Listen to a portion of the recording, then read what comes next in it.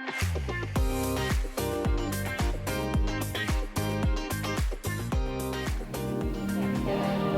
you.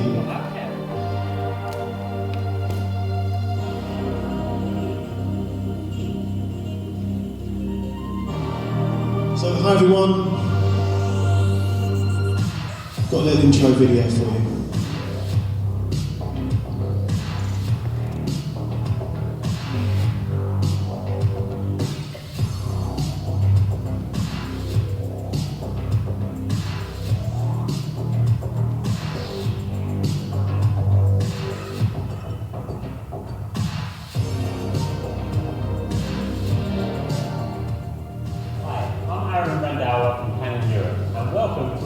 Production studio at IBC 2023.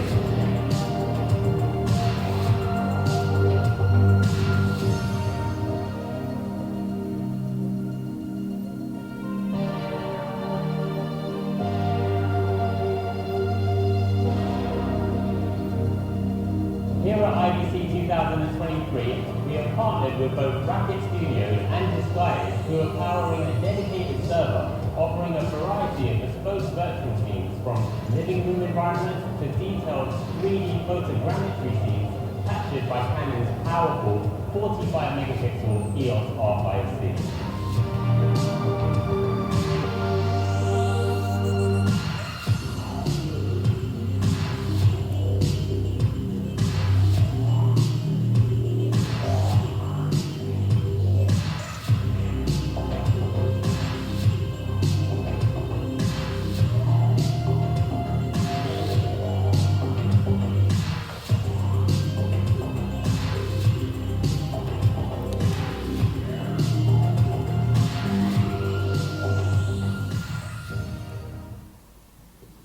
Thank you. Yes, hello everybody, thanks for coming, joining us today. I'm Simon Skinner, I'm the MD of Racquet Studios. Racquet Studios is a new virtual production filmmaking facility here at Eastbourne.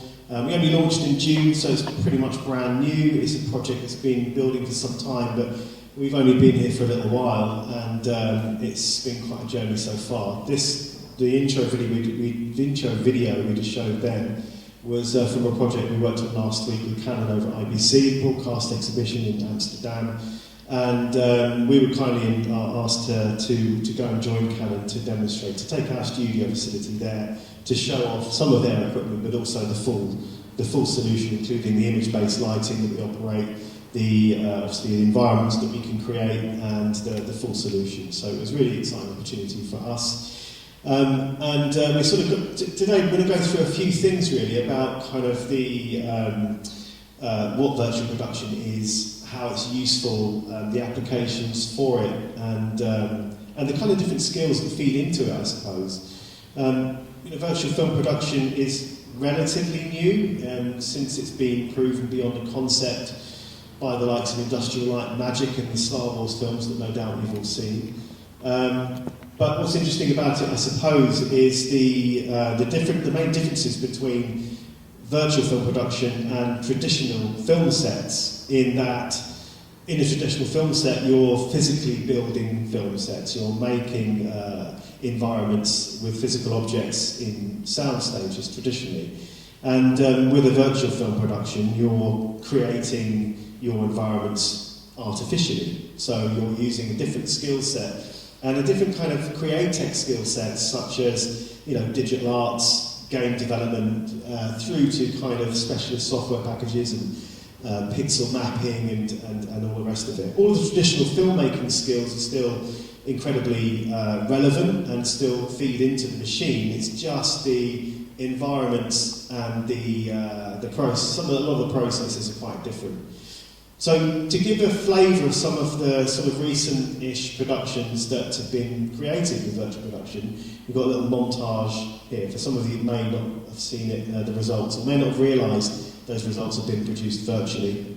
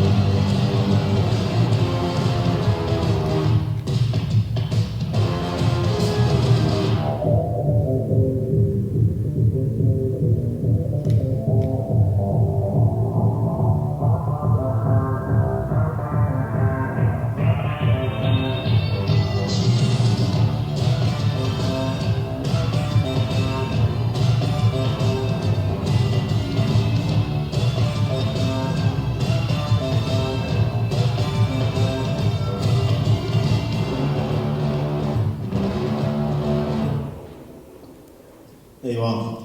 So yeah, virtual film production sort of opens doors to avenues of creativity that I think have otherwise been difficult to achieve, not least in kind of the cost of production, the cost of location. All of these aspects I think fall into, or can sort of be solved in various ways through virtual film production. You can see some of the kind of the films that were shown there, some of the Star Wars films, the Barbie film everyone's probably seen recently. The kit you can see behind me here was actually used in some of those productions, and feel very lucky to have the equipment we have here in Eastbourne, and the opportunities that we're hoping to bring to the town with that. As I sort of touched on, one of the major benefits of virtual film production is the ability to produce various multiple environments in a much shorter space of time, which of course preloads the work in some ways, but then cuts down a lot of production costs in terms of travel, location work, a lot of outside activity, and various other elements.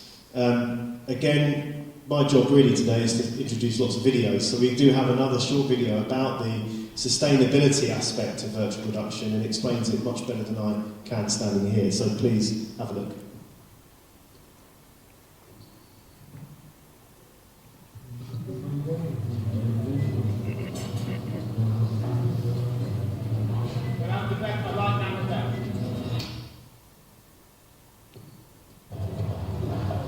What if I told you this is not real? Well, it looks real, is real, tastes real. What if I said you could go anywhere? With no flights, no visas, no health checks. You could be outdoors, indoors. What about having sunset all day long? You'd say. That's unreal, mate. You could be urban or suburban with a bunch of meta-humans. You could be dramatic. You're another job. You could be homely and cheery. Or warm and cosy. You are unreal, baby. And everything looks so cool. Drinks are cold, food's amazing, lighting's superb. Cheers. And you own the location. So you can repeat. It's foreground real and background unreal in a game engine, but the only engines here are carbon neutral. You'd say, that's unreal, mate! And so it is. The future's unreal. And it's amazing. So that film gives a really good example of the ability to switch locations quickly and easily. All of those scenes were shot in a very short space of time, over a day or two. And so, to do that physically, you'd need to have crews and teams of set builders. You'd need to move from one location to the other, and it becomes incredibly sort of, carbon hungry and resource heavy. So that sort of illustrates some of the benefits of shooting in this way.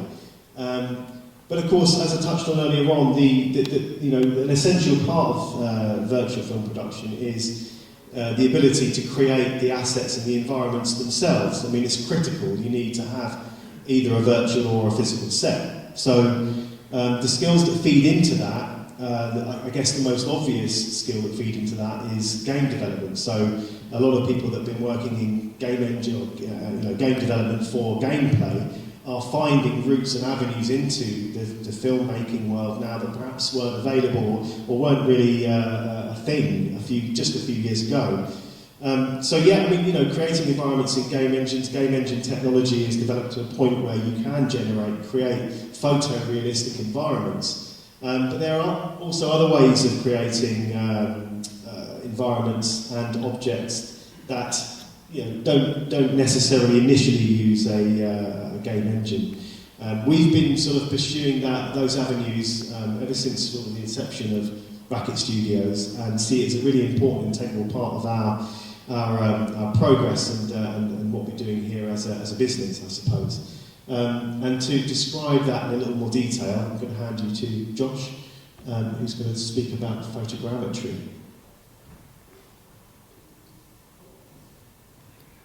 Hello. Can everybody hear me okay?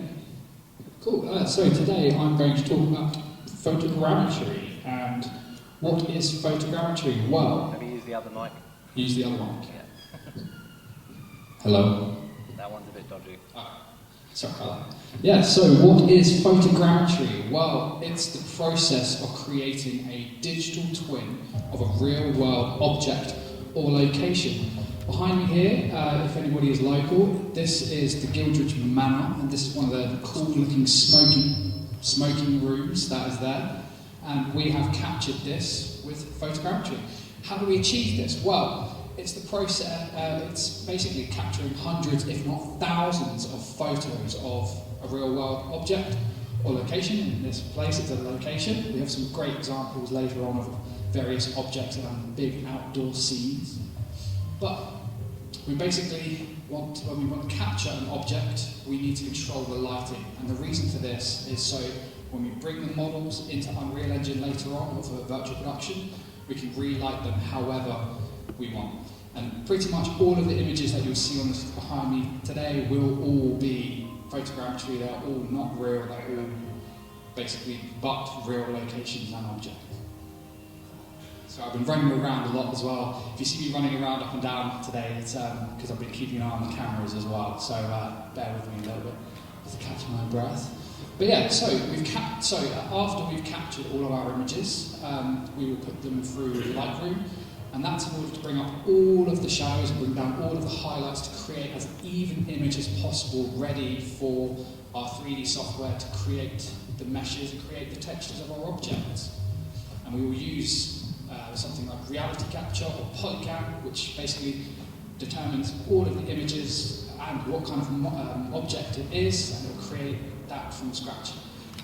In a nutshell, after that, it's clean up and a little bit of mapping and stuff afterwards, and it's straight into Unreal Engine, really. But we've got some cool examples here of the real-world applications that we've been using this technology on, and to kind of introduce that really is Simon, I suppose. Yeah, I mean, it's been an interesting discovery for us, really, because it was really all about the speed of reproducing objects and environments to bring into the filmmaking environment to shoot as a backdrop. The ability, the speed it takes to recreate an environment using the photogrammetry process is much faster than building something from scratch in a game engine, essentially. So that's the kind of the crux of it in a nutshell. But to sort of prove that and to sort of demonstrate the use of that, we've been kind of capturing some scenes locally and elsewhere that sort of demonstrate the usefulness of it. And one of those is the Beachy Head Lighthouse, which you'll no doubt be familiar with. An iconic location, but a location that has sort of never really been used or utilised for filmmaking, certainly at the base of it, purely because it's incredibly difficult to get to. To shoot. I'd like to add on this particular scan, it took us 2 days to capture it, because the first day we got there, we were waiting for an extremely cloudy day, so it's a totally flat image with reduced shadows next to no shadows. But the first day we got there, it took about an hour-long truck to get there, and as soon as we got there, the sun came out, and we were really disappointed. So we planned for a second trip the next day, so we took the truck up there again, and we managed to capture this. And this was using a drone, where we flew it around the tower and took thousands and thousands and thousands of photos, flattened everything out again in Lightroom, and created this model that we've then relit with Unreal Engine. So we can light this however we want, and there's some cool examples in the later part of this video of how we've relit this model. You can imagine arriving in the scene with your crew, your techs, your hair, makeup, wardrobe, and your talent to shoot a scene for something, only having an hour to do it, and then arriving as these guys did to capture the scene for photogrammetry, and the sun coming, or the rain coming, or whatever it might be, regardless of the fact that you've got to get there over rocks and such, and you've only got 1 hour before the time comes back in. So it's just a great example of a use case to be able to, the ability to bring an environment indoors and to choose the time of day and not have all of that inconvenience. And the ability to shoot it whenever you want to, frankly. So I think it's a good example, it's a good demonstration of how it can be useful in filmmaking. Another example that we've shot recently, it was for English Heritage, and it was more for kind of reference. It was a reference model for an architect working for English Heritage of a Martello Tower that was that's over in Seaford. It's the Seaford Museum, an old defence turret that you can see has seen better days. They really wanted to get a detailed reference model of the building for reference to make sure that they can see how quickly things are deteriorating and the work that needs to be done now, and perhaps when they revisit next year, the difference between the two periods. So slightly drier subject than Star Wars, but a useful one, and one that we found as a studio that's an interesting and an interesting kind of area of business that we never really considered previously, and something that because we've been developing those skills to create these models, that is becoming more in demand.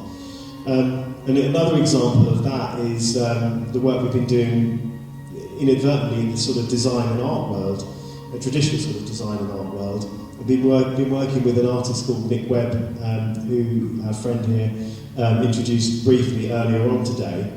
And it was a bit of an unusual kind of introduction when we first built the embryo of Racquet Studios somewhere kind of inland during COVID, when we had plenty of time on our hands. We met Nick and started to sort of get excited about each other's work and what we were doing, and it sort of led to the point where we've pushed on and finding a niche within Nick's world now. So we've got a short video to show you to demonstrate some of the work that we've been doing with Nick, and then Nick will come up and say a few words about it himself. So take a look.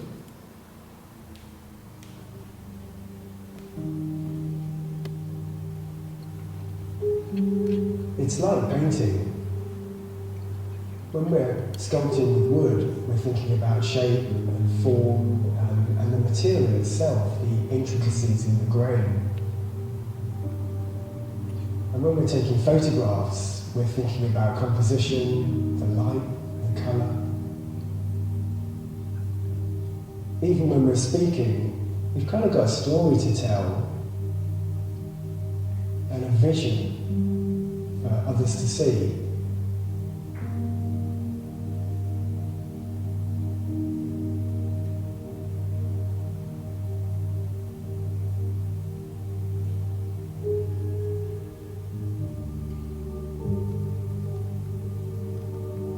Photography is brilliant for creating imagery, not only to record the work, but also then to show others. But what's happening increasingly for myself at the moment is we've been asked by designers and clients to create visualizations of what projects might look like, and differing configurations of items like the pendants or furnishings or artwork, whatever it might be. And for me to then go away and do a drawing of that will take many, many hours, but I find it's really tricky to sort of say, okay, I've done a drawing, it's taken me 6 hours, but it might not look like this, it could look like this, and it could be... So we're really prescribed in that, so we're sort of locked into a limited world of visual representation.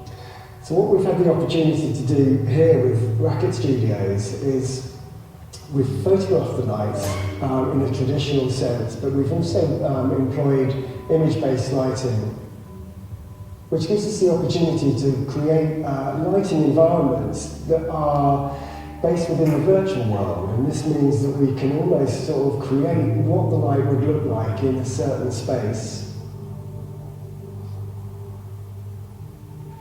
bouncing off other objects, and in time of day we can see what things will do. You could have the light tracking from morning till night across the room.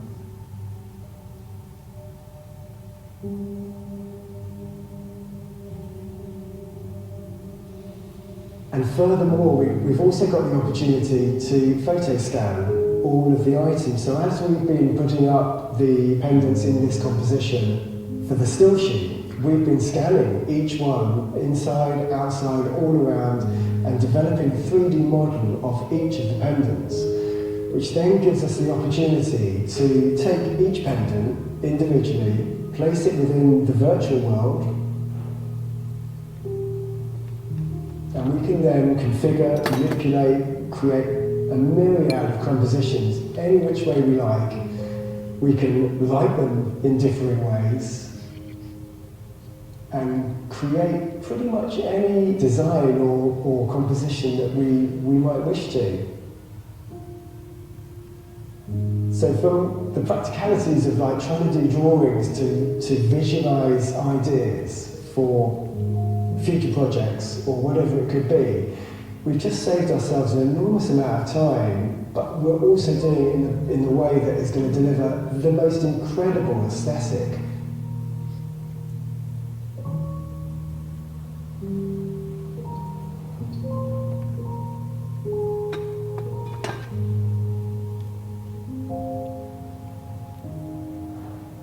There's a new world, and it's a digital world, and in there somewhere there's a place for everybody and everybody's creative output. And if you embrace it, you'll be part of it. When you're talking with people, conversation moves at speed, and ideas move at speed, and one person says one thing, one person says another, and we're rolling. Now these images, we can almost adjust the images at the same sort of time as conversation works. It's the same, the way the mind works, the way thoughts sort of transfer between others.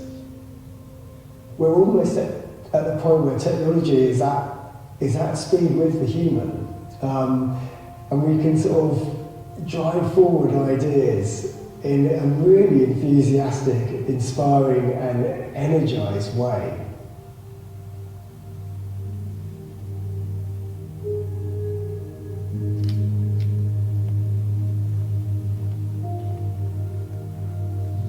So you can see it's been a fascinating journey for us in this sense, and a reasonably unexpected one.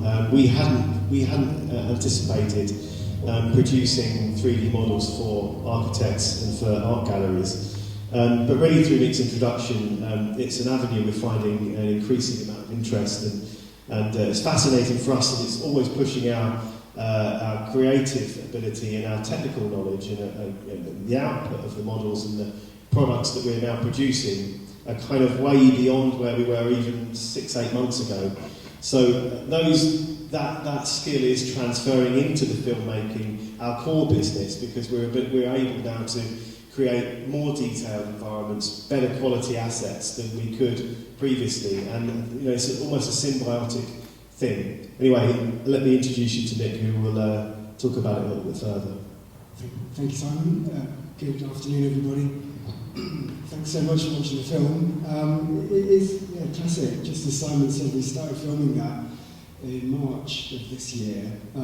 It started as a traditional shoot, and at some point we sort of thought, well, look, we might as well try and do the scanning. And then we came up with the idea of we'll make a film about the scanning and the traditional shoot and the photogrammetry and everything. So we sort of, excuse me, rolled, really shot from the hip a bit and tried to sort of put all of this info down, not really knowing certainly for myself. You had no clue what the output was going to look like, basically. That's exactly right. But in the process of trying and doing, I learned loads, and I think actually through collaboration, Racquet learned a lot about scanning techniques, and sort of, we're now producing sort of imagery that's super strong. So I think in the film you kind of get a sense of how this sort of technology can help us, businesses like myself, present work at a concept stage, but what's also happening is installations like these pendants. We're doing 9, currently doing a job which has got 14 pendants in it. We can't think of a way in which we can actually get to site with everything in place for us to install, other than employing this technology now. And 6 months ago we wouldn't have been able to sort of do it. We'd have to go, measure, place, think that's not working, we need to change it. In Unreal, we can set everything up down to the millimetre, we can sign off with a client prior to even travelling to the job, which is in Canada. Everything's cut to size and everything, touch wood, should just fall into place. So the tech is really, and again, just touching on that sustainability issue, we've got the most efficient and clean way of getting to our end goal. But then from a sort of an artistic perspective also, we, with the scans, we've got 3D models, and those 3D models can then be realised. I wonder actually, Josh, can I grab the little... Yeah, of course. So Josh has got a printer at home. Thank you, George. This is one of the pendants. It's a tiny little genesis of a project, but it's, if you look up Yates, it's a 3D print. And I've now sourced a company that can print this in resin. It can print it in clear resin or a colour. We can use this as a master, so bringing back out of the virtual and back into the visceral. What we're proposing to now do is to take these objects in a larger scale, we're going to cast them in bronze, go through a sort of traditional bronze casting process, and we've got another output that's kind of come from this, which we never really imagined when we were scanning everything, but it's leading on. And I think, from my perspective, it's really generated a load of new ideas and sort of new avenues for myself to pursue. But as an end user, and one that is not traditionally associated with this sort of technology, it's a game changer. And from the perspective of DigiFest and the looking to generate digital jobs in this sector within Eastbourne and probably globally, I can imagine, I just feel that there's a real opportunity for many businesses to employ this sort of technology, and only they will have the penny drop moment when they go, hang on, we could do this. And I just want to speak today as just an opportunity to sort of hopefully awaken that sense in as many people as we possibly can. Thanks, Nick. I think it's absolutely right, and it's been our experience too that we've had many penny drop moments along this 3.5 year journey now. Essentially the Racquet Studios project has been a lockdown project that's gone out of hand, but it's been an incredibly fascinating journey and a voyage of discovery, really, and we're discovering new things every day. And it's been, I think long may it continue. I think, our core purpose of being here is to make films and to, try and develop the filmmaking sector in our region and to offer a facility for that. But, as you've seen today, I think, the sort of avenues we're going down and the different applications of the technologies we're using is becoming a much broader picture overall. I think a really good example of that breadth of the technologies comes from another local business, name of Recursive, Recursive Digital. Yeah. And fortunately for us, the chaps from Recursive are here today, and they're going to give a talk through some of the applications of the technology in their world, which is slightly different to ours again. So let me please introduce you to both David and to George from Recursive.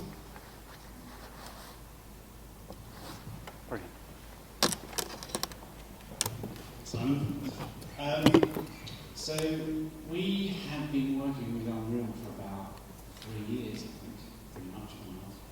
And it's kind of changed our world from a business perspective and how we work with clients and how we produce our work. And we're particularly interested in how we can use digital technologies like Unreal, but put them in a physical environment. So we're investing in the game engine technology, really see it physically interact. So taking virtual, putting it back in physical, and looking at how those two things interact. And along the way, we've learned a lot about how Unreal can be used both as a tool to show clients how things might turn out, how we can try VR with it, and how we can actually create games that are actually driven from physical interactions. So we thought we'd show a few behind-the-scenes elements of the work we've been doing. And this is a project that's been done in the States.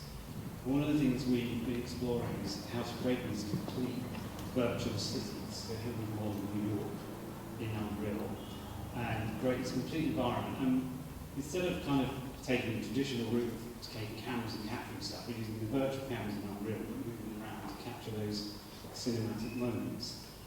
And what we do is we take that output and we put it into a physical space that people can then walk into and experience. So we're interested in looking at how the camera angles are, how you will perceive that when you're physically in it. So in this example, you see one screen, this end result ends up with screens either side, and you're standing in the middle of it, so your whole vision is wrapped around this virtual world. But we're also interested in how you physically interact with that. So here you see some behind-the-scenes elements of physical movement being tracked, and that then driving the Unreal environment. So we use another tool called Touch Designer, which we found plays really, really nicely with Unreal. And we use technologies such as OSC, UDP, to communicate from a back-end system like Touch into a front-end system like Unreal. And what's particularly useful about that is we can start to leverage things like Python, and that's useful to us because there's so many libraries available for motion graphics or tracking or elements like that. And we can use that back-end system using things like Connect, track movement, and we can push that into Unreal to drive the virtual environment. We can change camera locations, we can physically track movement, have interactions from people moving in the space. And we sort of got heavily into looking at how we network between these different systems. So here we've got this back-end system in Touch, but we're streaming out into Unreal via OSC. We're also using broadcast technology, so we're flipping it around in a way. So we're taking NDI, which is a network streaming protocol from broadcast, and we're using that to create video feeds and push those video feeds over the network and use NDI and Unreal to display those in the virtual environment. So here you see there's a massive load of video files all comped together, and then they're being pushed out of the network into Unreal. And George, you want to talk a little bit about the end-display setup? Okay, so we started to work with end-display setup, that's what you said. So we're using the same technology as the Mandalorian, that's exactly the same what Simon mentioned before. So we were one of the first people to actually jump onto this technology in the very first time. It was before the documentation existed. It's basically, what it's for is to share the workload between multiple computers, and also making multiple computers to display multiple images at the same time. So it's sharing the workload and also multiplying the number of images that you can use. It's all frame synced. What you see here is one of our first tests with this project when we implemented the plugin. It's very set up, so actually two videos next to each other might be months apart. The first video was multiple computers, each of them using one screen, and this is now using the latest technology, 4090s, with RTX 4090s, rendering out 3 times 4K videos real time, so close to 60 frames a second. It's amazing because what you can do with end-display is that you have a basic description of the scene that you have in place. You set your sweet spot, you describe the surfaces, and once you start up the project, everything is projected from your point of view, which is the sweet spot, so everything is perspectively correct. So all the parallel lines remain parallel, and they end up going to the horizon. Absolutely physically correct, which is amazing. So one of the things we often do is set up physical mock-ups of spaces that we're going to deploy somewhere. So here's kind of behind the scenes of our fairly rough arrangement. Here we're using projection. The end result might be LED, or it might be LCD video walls, or whatever you like. And it's important to kind of go through this testing process with a physical setup, so we can kind of get a feel for, are things looking correct? You know, are the interactions the way we want to be? Is it natural to be in the space? Should we move on to the next bit? Could we look at number 2? One of the other things we use Unreal for is creating VR environments which we can share with the client. And we use this to pre-viz physical spaces, so we can take them on a journey and get a sense of how it might look. And what's nice is we can actually put our game, in this example, into that VR environment, and you can physically play that game through VR whilst being in that space. So again, using NDI and other tools within Unreal and using the VR headset, we can actually take that to a client, say, here's how it's going to work, here's how it's going to come together. All these videos are seen, these live streamed in from NDI. So it's a super useful tool from the same package, basically. Yeah. In terms of previz, we also use it to generate whole projects first before anything's physically built. So here's an example of something we did in Qatar for the National Art Gallery. and we wanted to get a sense of how many people could fit in the space, how it would visually come together, the kind of sense of the type of content that might be played. This is all about the regeneration of this very iconic building on the bay. This is the architect who designed it, and it's really kind of looking at how he went about solving the technical problems and looking at the way light would hit the building. And again, we shared this with the client to get a feel for how this would come together as a project before we even kind of got anywhere near the physical hardware. One of the more fun things is using, again, things like touch to drive character animation. So here we've kind of developed a markerless tracking technology that allows us to drive these virtual characters in pretty accurate way for very cost-effective money. And Kinect's about $220. So for that, you can drive animations.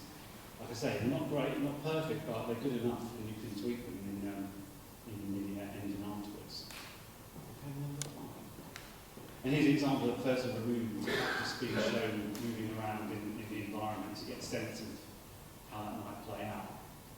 So overall, I think we sort of learned along the way that Unreal was infinitely powerful for creating these many different journeys, from using AI to create image creation, using broadcast technologies like NDI, using Python and Touch as the back end to drive the front end. It's truly flexible tool. I think it totally empowers our workflow. Yeah, I mean, so far we tried so many technologies within the engine. Even we built the plugins and we have it, and it crashes, and everything works almost straight out of the box, which is unbelievable. And some of our projects have been running for a year now, 3 more places like Qatar.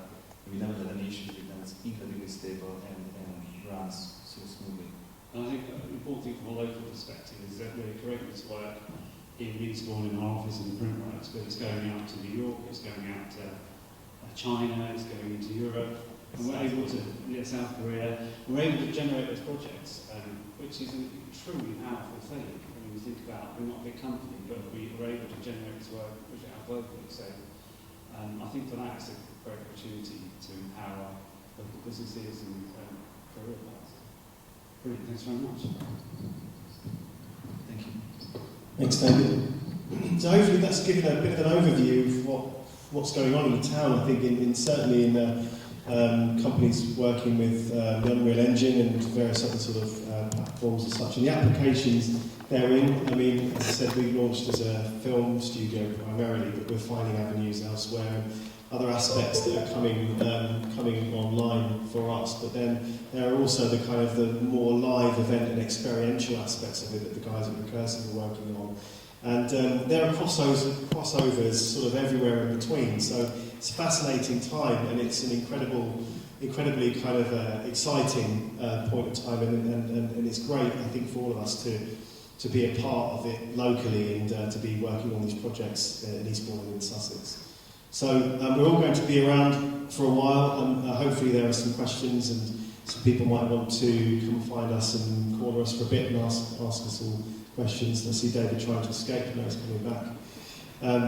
But please do stick around, ask questions, and corner us. We've got our technical director over here. This is Rob. Josh is at the back there hiding, and so please do, and thank you so much for joining us.